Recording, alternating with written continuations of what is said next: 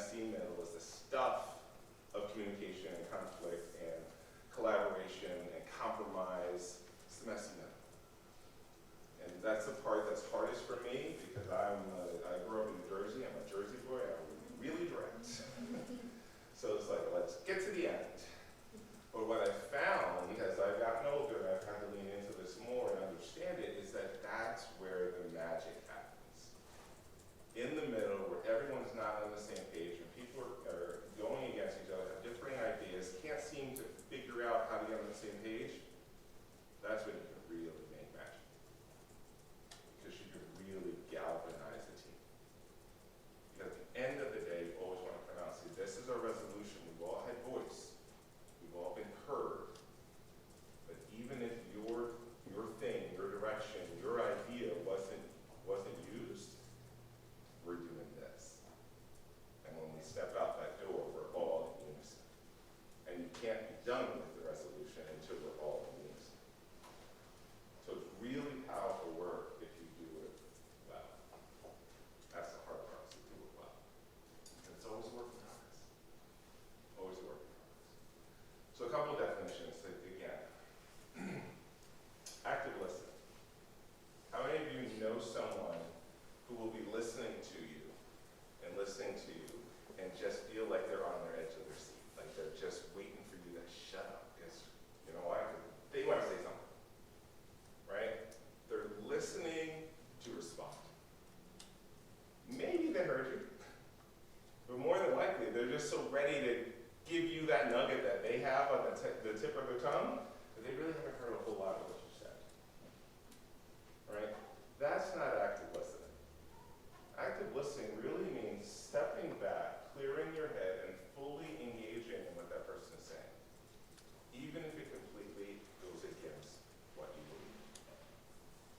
Because you can learn something, or you cannot. You could absolutely still disagree, but you have an understanding of what platform and where they are starting, and now you can have a dialogue.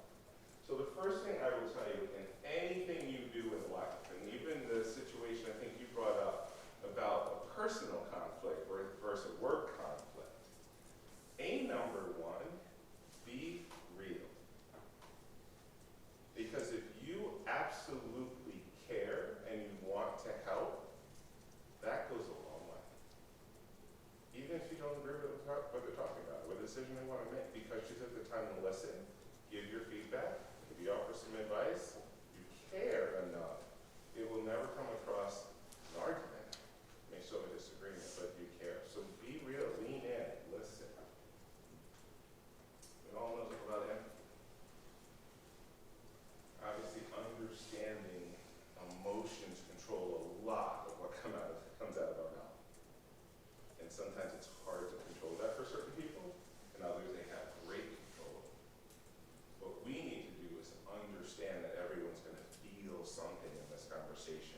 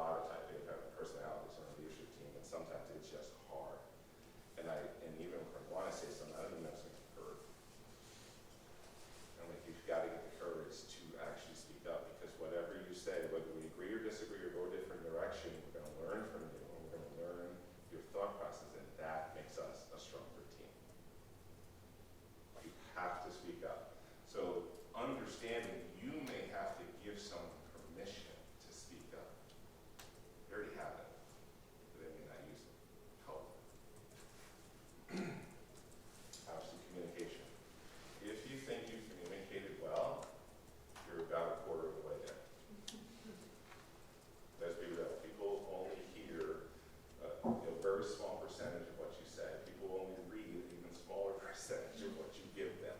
Like, you have to over-communicate, especially if it's a new idea or a change in direction. You have to over-communicate to get people to fully understand what you're talking about, because the instant response is, I like that. And now they stop listening. So even though you went on for another 5 minutes, they didn't hear any of that. Right? Communication is truly key. And it's EQ, emotional intelligence.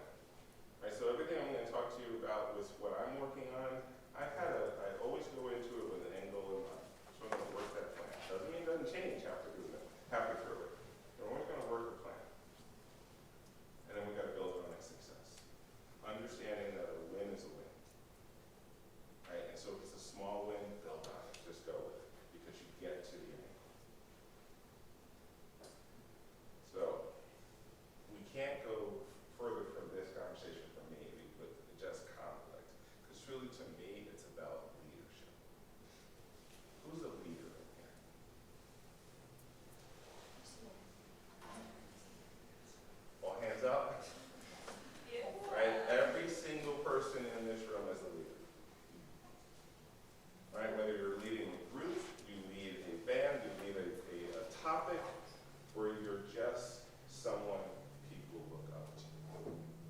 You're a leader. So one thing you need to always remember about being a leader, someone is always watching. You're watching what you do, how you do it, how you say it, when you show up, when you don't show up. Someone's always watching. That can be good and that can be bad. You just never forget, you are a leader. And whatever you do in your sphere of influence, and people are watching you because of that. So when we look at decision making, trying to get through conflict resolution, problem solving, creativity, logical reasoning. Everything is logical. Emotional intelligence we talked about, and I love the last one, courage. There's a couple of these examples I'm going to show you that 100% would not have happened if I just didn't say, we'll figure it out. I have absolutely no idea how we're going to do it, but we'll figure it out. Have the courage to try. I love this quote. I've used it for a very long time because I really see leadership evidence. So in business, the leader's job is not to see the organization as it is, but as it can become. So look over the horizon and see what other people may not. Right? So my job isn't to make sure that we're good today. My job is to make sure that we're better tomorrow. So when folks ask me, well, what do you do on a daily basis? I said, everything I do doesn't materialize for 3 to 5 years. Like, I have to stay focused and present in the moment and work hard on all of this stuff and have all these conversations and raise the money and do this. But I don't see the fruits of my labor for years because that's where I live in the future of the organization. I also love this quote because we talked about that first step and having courage. I led my onboarding to my staff team 9 years ago with this quote and saying, we're going to change a whole bunch of stuff. Why? I'm different than the last leader. Really, I don't even know. Some that like this, that don't like that, doesn't matter. I just don't think like the last guy. So we're going to change some stuff. And I need you to just have faith in taking the step with me. Some of them did. Some of them. So we've got these circles, and we talk about leadership, and so I want to talk a little bit about our journey and how we've gotten through some things and into some projects here. So some of the pressures that we dealt with as I started in 2016. I actually had a lack of leadership.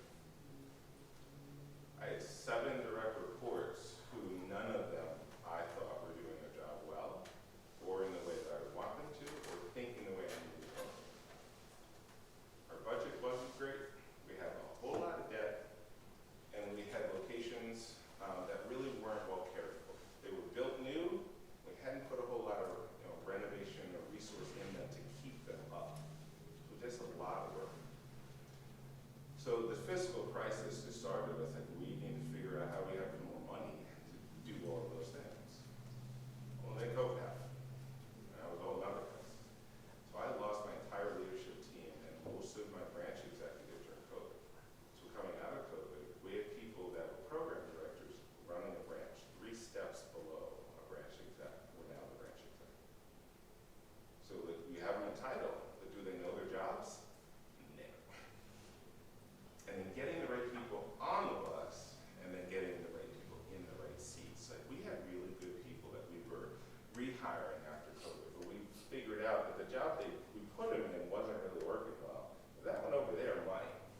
So we never actually stopped just moving people around until we got them in the right seat. But there's a lot of pressure on the organization to do that. So in talking about this, I really want to start in 3 levels. It's the people, projections, and projects. And I love this shot just because it's the only one about with the river in it that actually puts the Y building. Everyone else, like, it cuts off at the Ford Museum or the public museum and never get us. But we were in this picture. So on the people side, like I said, we had to set a culture and a behavior because we had a lot of staff turmoil. I met with 5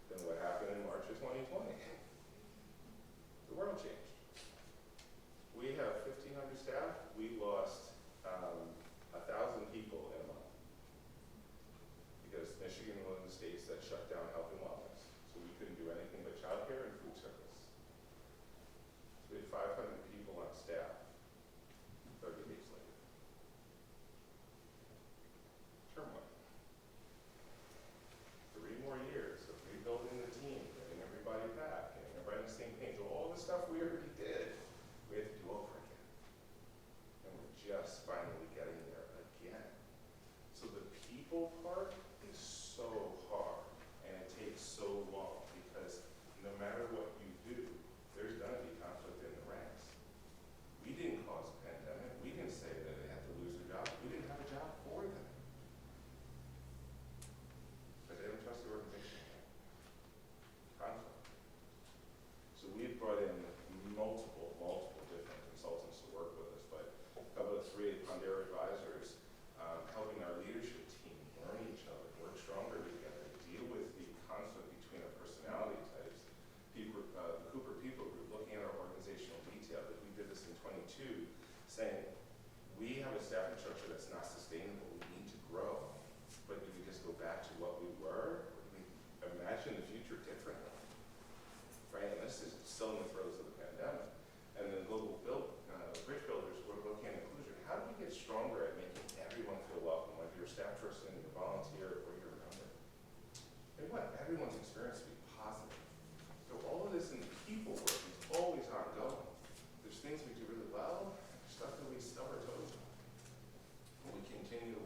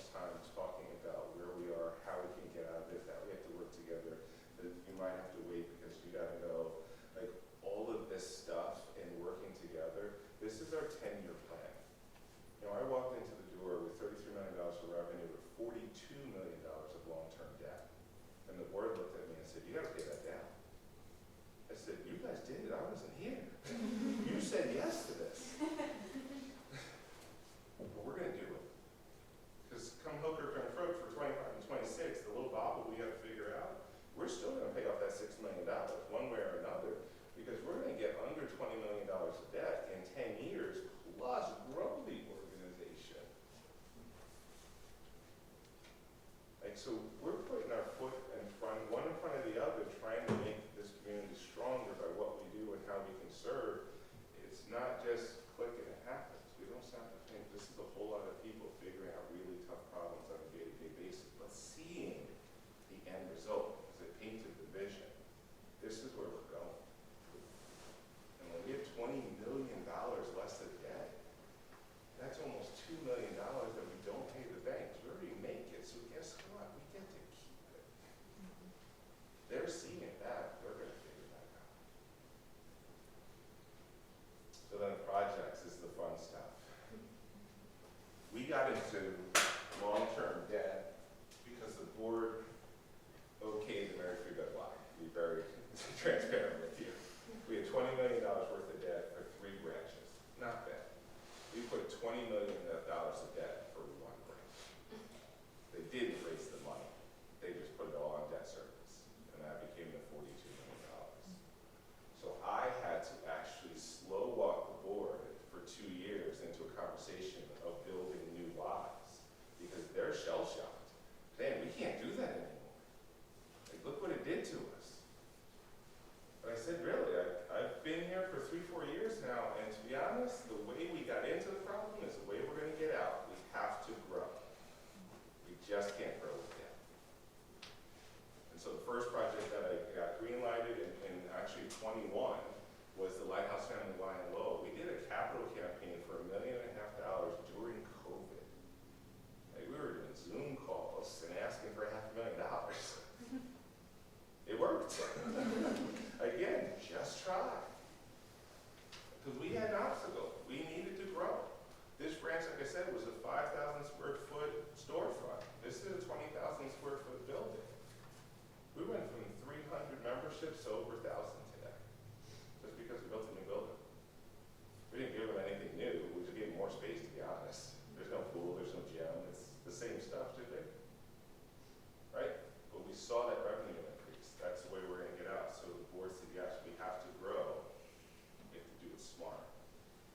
Right? So it's a beautiful building. It's a former church, actually. Lighthouse there.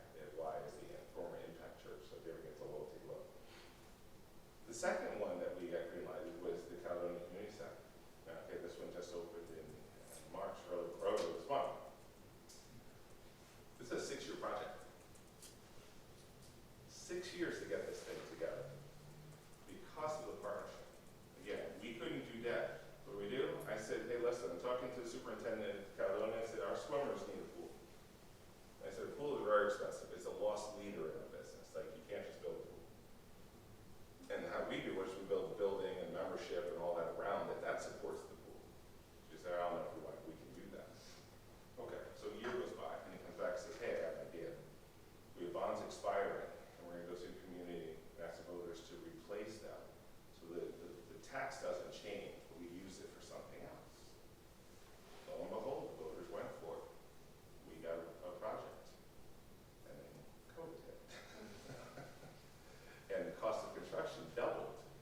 So the building went from this to this, but we were able to still get going. So we've been in construction for about 2 years. We just completed it. It's a fantastic building. It's compact, but it's a fantastic building serving a population that truly the kids on the swim team for high school were getting on the bus, driving to our Mary Free Bed Y, swimming, having a practice, and then getting back to school before the bell rang. And so this allows the swim team to now practice in their town, in their community, and then we open it up to the community.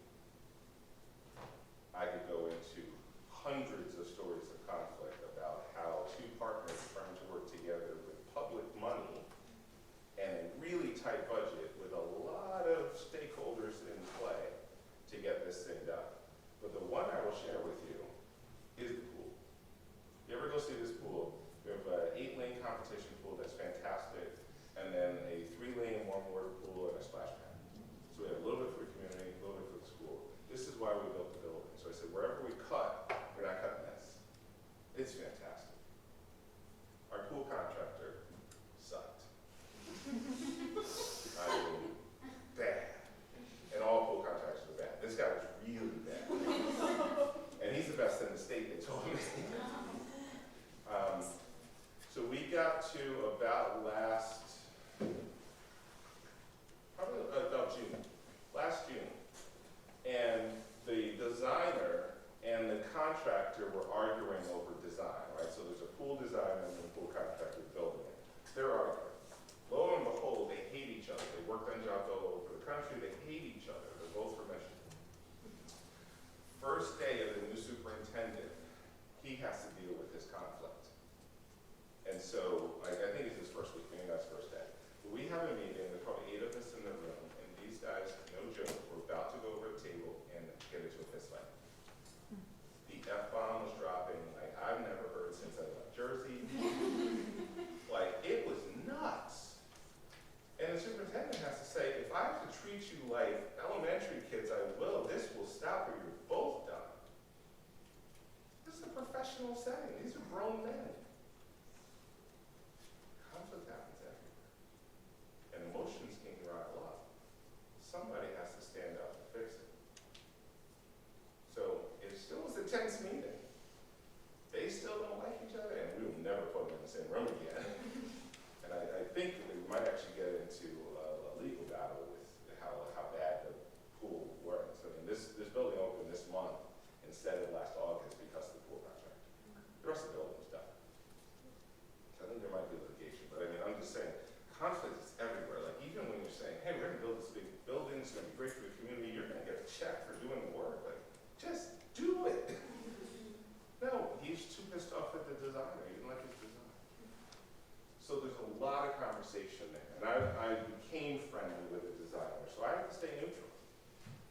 Because I need this thing done, and to be honest, the pool contractor services all of our other pools. We're not going to escape them. This is Greenville. This is a new branch that, again, started in conversation about 6 years ago with a mom and pop that decided, hey, we need a retirement strategy. And they have a pool in their facility. And they said, you know, can the Y come up and help us with it? And so we went up and tried to run some swim lessons and things like that. And it became a conversation of how do we let them sunset and take their proceeds from selling their business and build a group home for their son, who is high functioning but still needs constant care. And they said, we're getting to the point where we're not going to be able to care for him. And they're going to put him in a home and prayer house. And so I said, oh, yeah, help. And so they're building a group home for 8 kids, 1 for their son and 7 others, to live in Greenville when the parents can't take care of them anymore. So I felt really good about helping with this project. But ultimately, our goal is to create a YMCA that uses the existing building, which is up top, and then add 2 partners, Corewell Health and Cherry Health, so that we have a health hub. Right, so we know obesity is still high. We know that childcare needs are there. We know that folks don't have a place to even walk indoors. The mall closed in Greenville. So where there's 11,000 people that live in Greenville, 35,000 people work or shop every day. So it's a central part of Macomb County. And so we're saying bringing 2 health systems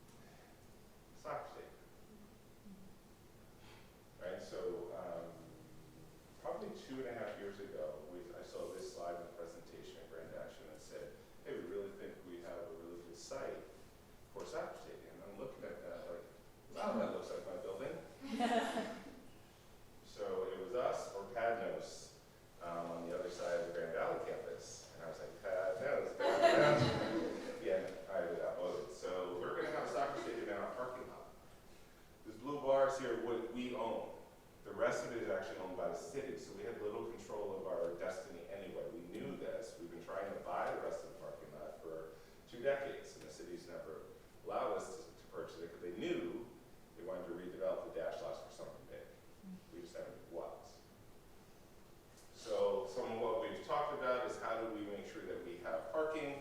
If this goes, the soccer stadium goes right in front of our building, 34 feet from our front door.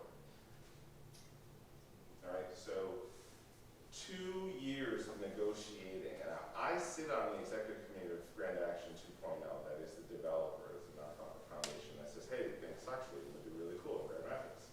So I'm sitting there like, yeah, it'll be really cool. And now I'm negotiating against myself in a sense, because I'm saying, but I have to make sure my organization survives, even though this may be a good thing for Grand Rapids. So we negotiated to get a 42 parking spot space right on the side of our building for seniors, for handicap, for childcare drop-off. Then we started talking about Skyway. You probably have seen on the news recently about the Skyway that just went through City Council. Well, this was the first version, and we said that really doesn't make a whole lot of sense, but okay. And then we got to the second version, which was about a year later, which went to the corner of the Pew campus or the Voss campus, and then over to our side. And this is where we thought we were until, again, about 7 days before you saw it on the news. That's when we saw this. They changed the design because we said, no, we're not going to sell our land so you can build a stadium unless you give us what we really, really want. And I've been saying this for 2 years. I was the chief negotiator. I finally got to the point where I took 4 of my board members with me, and they sat in a room across from the Grand Action team, and they said, we will not accept this because it doesn't work for us. 7 days later, we said, how about this? And we met again, and one of my board members, I will never forget this because I've shared everything, I'm a very transparent leader, shared everything with my board. She said, isn't this what we started with 2 years ago? Yes, it is. But we got what we wanted. Constant communication, constant negotiation, constant little wins, constantly understanding where the next step could be, making sure I'm talking to the right individuals to bring consensus around, and we got what we really needed. So we're actually going to have a connection to the 4th floor of the GVSU deck into our building on the 2nd floor, and you'll never have to walk out those. And that's what we're looking for. So it's going to be a really cool complex. And I love this shop. I mean, it's going to be fantastic driving by it on 131. And I keep saying, like, you don't know where the Y is now. You will now. Will now. And then lastly, I say, you know, this is a really key part for us. Is Grand Valley has been an amazing partner. Philly is such a friend. She has a Y story too. Her son worked for Y. Her brother ran the Chicago Y years ago. She loves the Y as well. So we negotiated, and we said, hey, listen, what if we barter? We need parking. I know you need a wellness center for your students on the downtown campus. We've been talking about being that wellness center for as long as I've been here. What if we get parking in your deck and you get free memberships? And that's what we have. So since last summer, we've been offering free memberships, and truthfully, you guys are signing up. It's pretty cool. It's pretty cool. We've got lots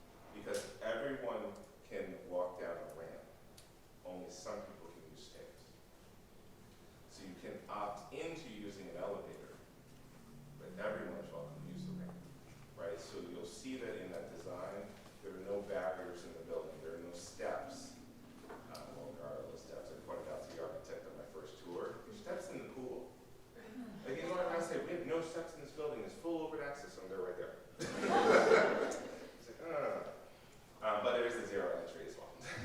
So it's really about making sure that whatever your ability is, that you're welcome and you don't have an exception. Like you have to go that way, but we go this way.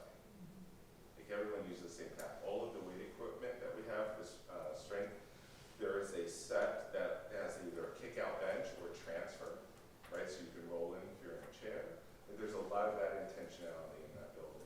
And so the partnership with Mary Free Bed is they actually do physical therapy on site.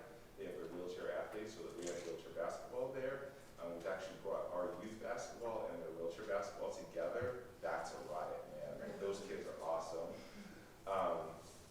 It's just one of those things where everyone's welcome, and it's felt as soon as you walk in the door, and then you actually can experience it as you walk through the facility and using things, because you have clear access.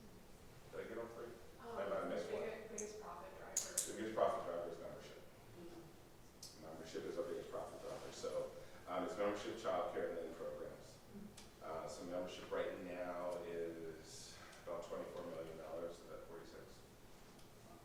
Yeah. Sure. Other questions? Yes, sir. How does your communication style coming from New Jersey, how do you mediate that with the Midwestern manners of attending TV? You know, we don't often say what we mean. We're controlling my emotions right now. Yeah. Yeah, you're right. West Michigan next. Right? And I didn't understand what that was for my first year, and I kind of got it. I've always said that, I've done a lot of learning about leadership over the years, right? So I started supervising people when I was 15, so I've been doing it a long time. I know how to be in a room, right? So one of the things that early on in my career, I realized I'm a big black guy. And some people are intimidated by that, right? And so I know that, I own that, and I will wear that, and sometimes when I want you to feel it, you will. And then I also know how to tone it down, right? And so I do that the same with my patterns. Like I came in, I told you, I had 7 people, I did not like what they were doing, and I was starting to F-bomb them too, because that's what we do in Jersey. And my HR director says, God, you can't say that. You really can't say that all the time. I'm like, why not? You know what I mean? And I'm like, okay, it's Midwest. All right, so I'm learning as well that I have to tone it down. Now, what I will say that no one in my team, like whether you work for me directly or you're, one of the part-timers, you will never hear me mince words. Like someone asked me, I walk into a front desk, they're like, hey, it's Mr. Lewis, how are you today? I'm like, please don't call me Mr. Lewis, it's Scott. And it's really a crappy day, thanks for asking. Like I'm just real, right? But I think that is actually endearing to people. Like when you ask me how you doing, you want me to say, oh, great. And I just had to fire somebody, or I just had to find out that we did something really wrong in a childcare center. Like, it's on my head right now, I'm telling you that. Because I'm real. Some people like that, some people don't. But I think that what I've done is been able to temper the in-your-face of Jersey to making sure that people understand, I'm only telling you because I care. Like you asked, I'm going to give you an honest answer. So my team has no problem asking me questions because they know they're going to get straight. And that's this way I'm going to stay because I think that's true and key to sharing a vision of where we're going. They know I'm not sugarcoating. And I say, guys, this is going to suck. They're pretty much realizing this is going to be painful. But hey, we're going to band together when we do it. But when I say you guys knocked it out of the park, like that was absolutely amazing, they also know I'm like really genuine. So a little bit of me and a little bit of understanding of the environment I'm in. Yes? Yeah, one more question. Okay, what's an example you can think of a time when you felt maybe overwhelmed or nervous, whether that be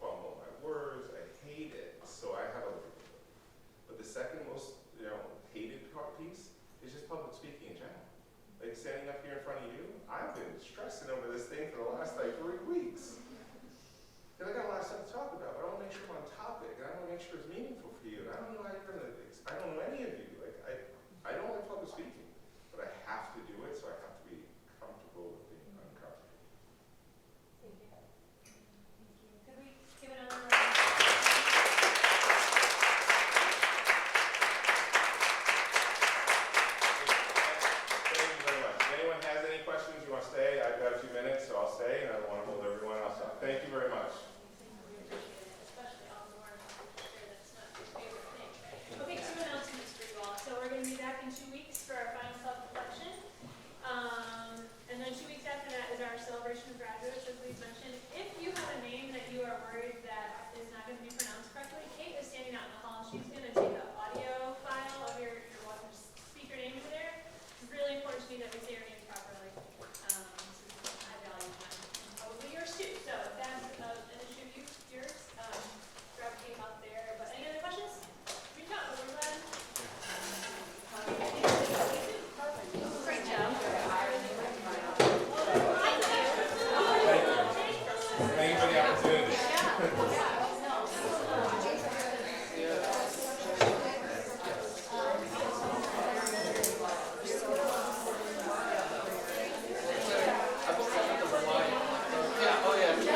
On the Tuesday after graduation. I'm so proud of you.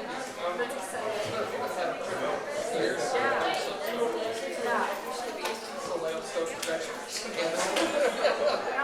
Double. And it's good to hear, right? Oh, I love that line. Double anticipation. Oh, my God.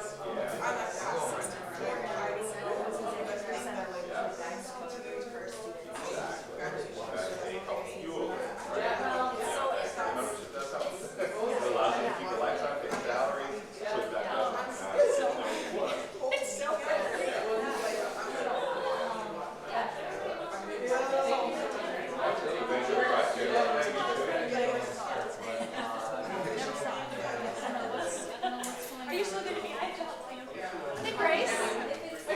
Hi, how are you? Good. Oh my gosh, yeah, how was it? It was amazing. It was like, I would put shocking in some ways, nice ways, and shocking in some like positive ways. Yes, I mean, so I'm gone April 10th.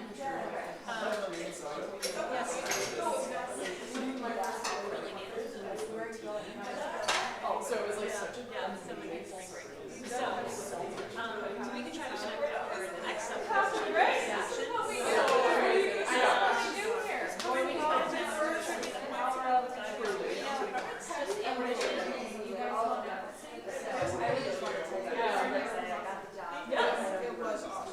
I know. Yeah. Are you so stoked? I mean, all those people who are there are like, we live in DC. Okay. And did you wait find a spot like We're going to DC. They just don't look like Brad Pitt and, you know, like Jolie. Right, exactly. Yes.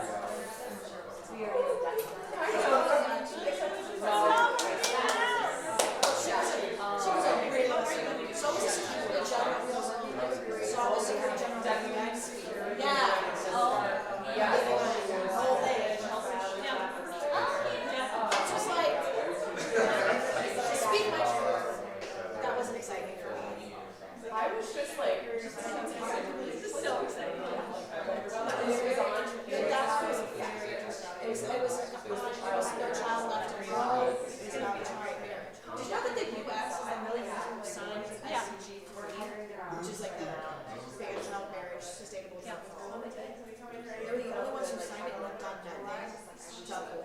And that's the thing that I want to love.